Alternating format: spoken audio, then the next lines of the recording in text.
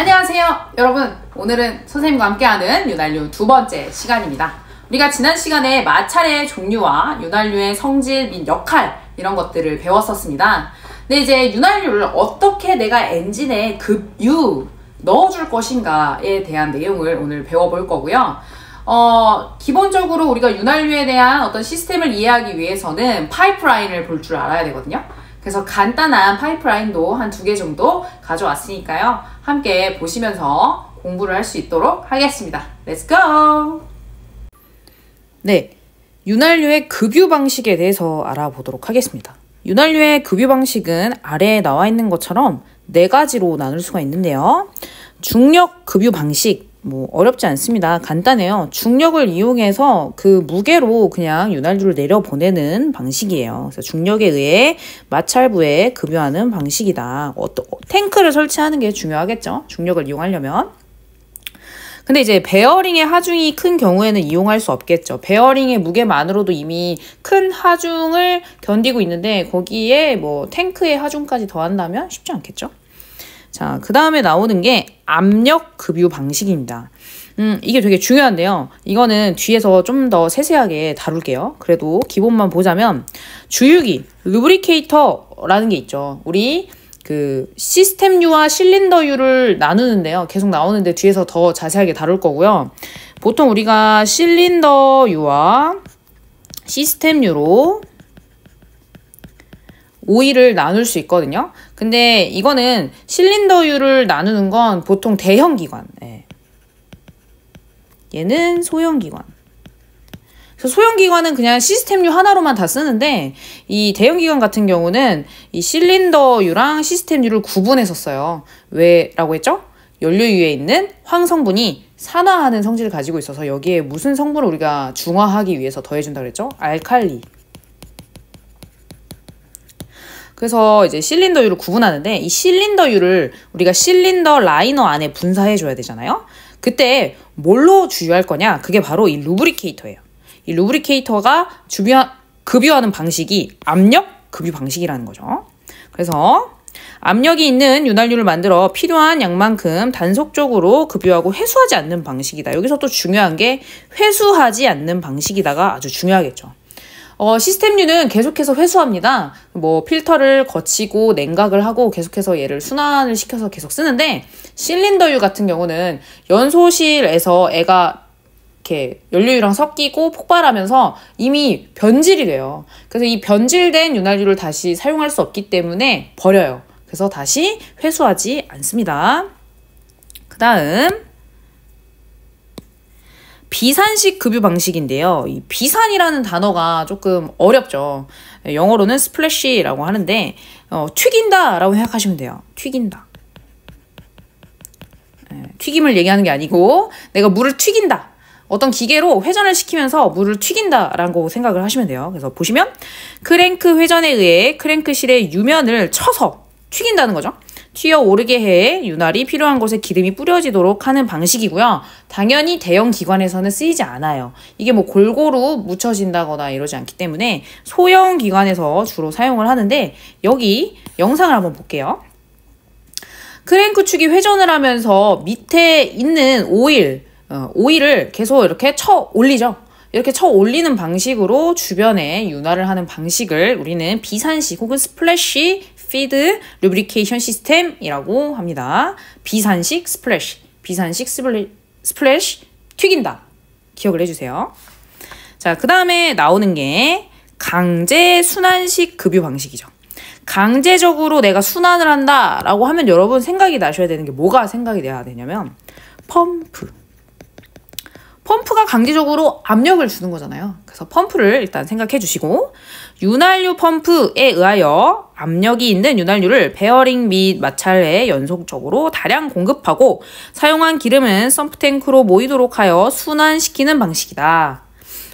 그럼 이거는 실린더유, 시스템유 얘기하면 뭐겠어요? 당연히 시스템유에 해당이 되겠죠. 자, 급유량이 많으므로 냉각 효과가 크고 공급 압력이 적당하므로 큰 하중을 받는 베어링에 적합하다라고 되어 있는데 옆에 그림을 보도록 할게요. 옆에 그림을 보시면 이게 메인 엔진이죠. 이 메인 엔진 맨 밑에 기름이 떨어져요. 그죠? 그게 어디에 모입니까? 썸프 탱크에 모이게 되겠죠. 이 썸프 탱크에 모인 아이를 우리가 그대로 다시 엔진에 넣어주면 안 되겠죠. 이미 엔진에서 애가 열도 받았고 불순물도 꼈죠. 수분도 뭐 들어왔을 거고. 그래서 이거 불순물 빼주고 다시 뜨거워진 윤활유를 차갑게 냉각시켜주겠죠. 그 과정을 이거라고 보시면 되는데요. 그래서 썸프 탱크에서 흡입 여과기 필터를 지나서 펌프를 지나죠. 그래서 근데 이제 압력을 공급할 때는 우리가 일정하게 공급해줘야 되기 때문에 레귤레이터 압력 조정 밸브가 필요하고요. 펌프 지나서 또 필터해요. 자동식 여과기 오토 백플러시 지난 다음에 이 3방향 온도 조절 밸브를 통해서 온도가 너무 높은 친구들은 어디로 보내야겠어요? 냉각기로 보내야겠죠. 만약에 냉각기가 필요 없다면 이렇게 바로 보내주는 바이패스 라인도 있는 거고요. 그래서 온도가 뜨거워진 윤활유들을 내가 이 냉각수, 보통 냉각수는 뭘로 쓰냐면요. 해수를 씁니다. 씨워터. 이 씨워터를 차갑게 보내주면 내 윤활유가 차가워지면서 다시 엔진에 집어넣을 수 있겠죠. 이렇게 강제적으로 순환하는 방식, 뭐를 이용해서? 펌프를 이용해서. 이게 바로 강제 순환식 급유 방식입니다. 네, 선생님이 아까 앞에서 압력 급유 방식, 루브리케이터를 좀 더 자세하게 다룬다고 했잖아요. 근데 항상 우리가 어떤 배에 기관과 관련된 걸 보려면 파이프라인을 보는 게 제일 정확합니다. 그래서 선생님이 에로 파이프라인 시스템을 하나 가져왔고요. 이 에로 파이프라인 시스템을 보시면 일단 탱크부터 우리가 한번 개수를 세볼게요. 지금 보시면 실린더 오일 메저링 탱크라고 되어 있는데요. 이거는 무슨 탱크라고 할 수 있을까요? 실린더 U가 되겠죠? 자, 그 다음에 또 탱크를 하나 찾아보면 캠샤프트 에로 썸프 탱크가 하나 또 있네요. 썸프 탱크긴 한데 얘는 캠샤프트에 들어가는 윤활유만 모아놓은 썸프 탱크인 거예요. 그죠? 그래서 얘는 뭐 캠샤프트 에로 썸프 탱크고, 그 다음에 메인 에로 썸프 탱크가 들어가 있죠. 대부분의 이제 엔진들은 이렇게 메인 에로 썸프 탱크만 가지고 있을 수도 있는데 지금 우리가 나와 있는 이 파이프라인은 캠샤프트 에로 썸프 탱크도 가지고 있어요. 따로 가지고 있으면 더 좋겠죠. 왜냐면 캠샤프트 쪽은 우리 밸브들이 많이 모여 있잖아요. 흡기 밸브, 배기 밸브. 얘네 타이밍을 지정해 주는 게 캠샤프트죠. 이 캠샤프트도 열을 많이 받고 하는데 얘가 산화되고 부패되고 뭐 이렇게 먼지가 흡입되고 하는 것보다는 얘네만 따로 관리되는 게 훨씬 수명에 좋겠죠. 그래서 캠샤프트 에로 썸프 탱크가 따로 있는 거예요. 그리고 얘는 시스템 U가 되겠죠. 그래서 요 라인을 보시면 선생님이 지금 설명하고자 하는 건 사실 이 실린더 U에 해당되는 거거든요. 왜냐면 이 루브리케이터가 실린더 U로 공급이 되는 거기 때문에. 그래서 보시면 실린더 오일 메저링 탱크라고 되어 있는데 메저링이 측정하다죠. 왜 측정 탱크라고 하냐면 이 실린더 U는 여러분 계속 같은 압력으로 여기에 공급이 돼야 되거든요. 그래서 그냥 탱크의 역할만 하는 게 아니라 일정하게 이 압력을 유지해주는 어떤 특정 기능을 갖고 있기 때문에 메저링 탱크라고 우리가 부르는 겁니다. 그래서 스토리지 탱크, 저장 탱크에서 가져와요. 펌핑했죠. 메저링 탱크에서 압력 계속 측정하고요. 그 다음에 내보냅니다. 어디로? 바로 이 메인 엔진으로 보내주죠. 그럼 메인 엔진에 어디에 이 실린더 U가 들어가느냐를 보자면 바로 여기를 보시면 됩니다. 지금 여기가 주유관이죠. 여기 지금 실린더 오일이 가득 차 있어요. 그리고 이게 실린더 블록입니다. 실린더 블록을 뚫고 뭐가 설치가 되어 있는지 봤더니 바로 루브리케이터가 원의 모양으로 몇 개예요? 6개가 설치가 되어 있죠. 그래서 어떤 지점에 왔을 때 얘네가 다 같이 6개가 빵 하고 분사하는 거예요. 어디에? 실린더 라이너 안에. 윤활유를. 실린더 U를. 그래서 여기 보시면 실린더 블록을 뚫고 여기 라이너 안으로 넣고 있죠. 이 워터 재킷은 원래 실린더 라이너 열화를 방지하기 위해서 우리가 워터 재킷, 냉각수가 들어가는 라인이겠죠. 여기서도 보면 실린더 오일 메저링 탱크로부터 주유기, 이게 바로 루브리케이터가 되겠죠. 그리고 이 루브리케이터가 체크 밸브, 역류하지 않는 한쪽으로만 흐르는 밸브를 통해서 이렇게 분사되는 걸 우리가 볼 수 있습니다. 그리고 이 라인을 또 마저 보자면 엔진에 들어갔다가 이 실린더 오일은 우리가 회수하지 않는다고 했습니다. 그래서 이제 리턴 라인이 없다라는 거 여러분 볼 수 있고요. 그 다음에 이 메인 에로 펌프 탱크 밑으로 내려와서 펌프 지나서 아까 말했듯이 쿨러를 지난 다음에 필터 지난 다음에 다시 엔진에 들어가고 있는 걸 여러분이 볼 수 있습니다. 이 캠샤프트도 마찬가지고요. 자, 그래서 이 주유기에는 윤활유를 모아두었다가 적당한 시기에 주유하도록 하는 어큐뮬레이터와 실린더 내에 가스 압력에 의해 윤활유가 역류하는 것을 방지하기 위한 체크 밸브를 설치한다. 이게 바로 어큐뮬레이터겠죠? 근데 이 어큐뮬레이터 축적하다, 모으다 라는 뜻을 갖고 있습니다. 그 다음에 실린더 라이너의 윤활유는 이 실린더유를 말하죠. 윤활이 끝나면 산성도와 점도가 상승해서 다시 재활용하지 않습니다. 그래서 회수하지 않고, 자, 비산식 급유 방식을 채택하는, 비산식은 보통 소형에서 쓰인다고 했죠. 그래서 중속 이상의 트렁크 피스톤형 기관에서는 별도의 주유 장치가 필요 없습니다. 여기서 나오는 트렁크 피스톤형, 트렁크형이 있고 무슨 형이 있어요? 크로스 헤드형이 있죠. 대형 기관에서는 우리가 크로스 헤드형을 쓰고요. 소형 기관에서는 트렁크형을 쓰죠. 크로스 헤드형과 트렁크형의 아주 가장 큰 차이를 말하고자 한다면 실린더유와 시스템유가 구분이 되어 있는 게 바로 크로스 헤드형이고요. 구분되지 않고 시스템유만 있는 게 트렁크 피스톤형이죠. 네, 기본이라서 이거는 넘어갈게요. 네, 지금 선생님이 앞에 틀어놓은 이 동영상이 바로 루브리케이터가 어떻게 작동하는지에 대한 내부를 보여주는 영상이거든요. 네, 그래서 아까 말했다시피 루브리케이팅 오일, 그 실린더유가 실린더 라이너 블록 안으로 들어가서 분사되는 모습을 여러분이 지금 직접 보실 수가 있습니다. 이렇게 피스톤이 아래로 바텀, BDC까지 내려왔을 때 그때 얘가 빨개지면서 분사할 준비를 하고 있죠.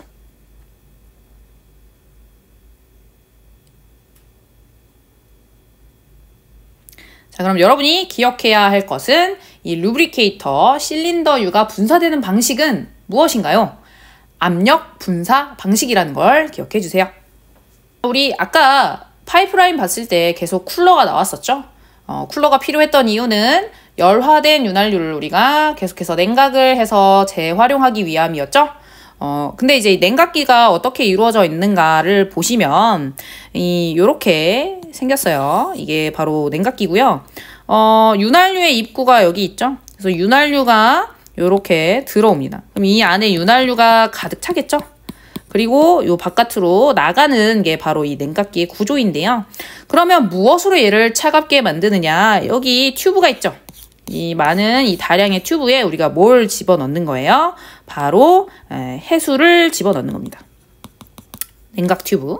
그래서 해수를 여기다가 집어넣으면 여길 지나다니던 윤활유가 차가워져서 바깥으로 나갈 수가 있겠죠. 아까 말했던 3방향 온도 조절 밸브가 바로 이렇게 생긴 건데요. 이 친구는 어디에 위치해 있어야겠어요? 당연히 요 입구 측에 있어야겠죠. 그래야 내가 온도를 측정을 하고 얘를 냉각기로 보낼지 그냥 엔진으로 바이패스 할지 정할 수가 있겠죠. 그러면 자, 각 마찰부의 윤활과 냉각 작용을 마치고 펌프탱크에 돌아온 윤활유는 온도가 높다. 그쵸? 따라서 이 윤활유는 윤활유 냉각기 에로 쿨러를 통해서 적정 온도로 냉각시켜 기관에 다시 공급해야 되죠.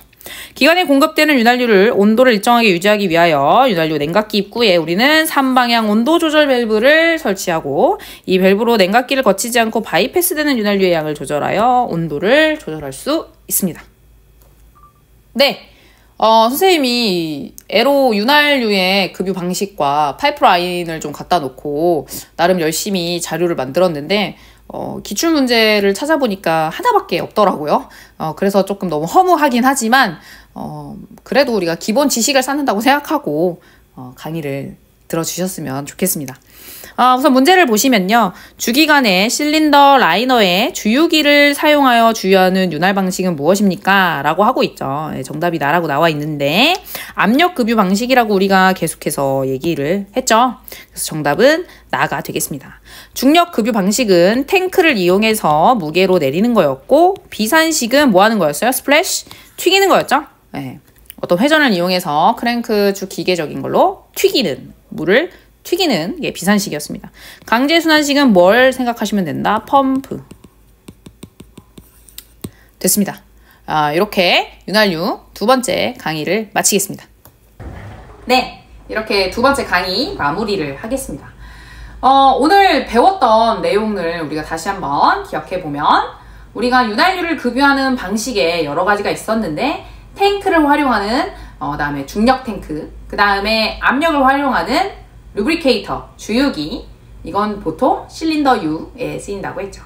그 다음에 튀기는 크랭크 축의 어떤 회전을 이용해서 유면에 기름을 튀기는 방식이 비산식, 스플래시 방식이라고 했죠.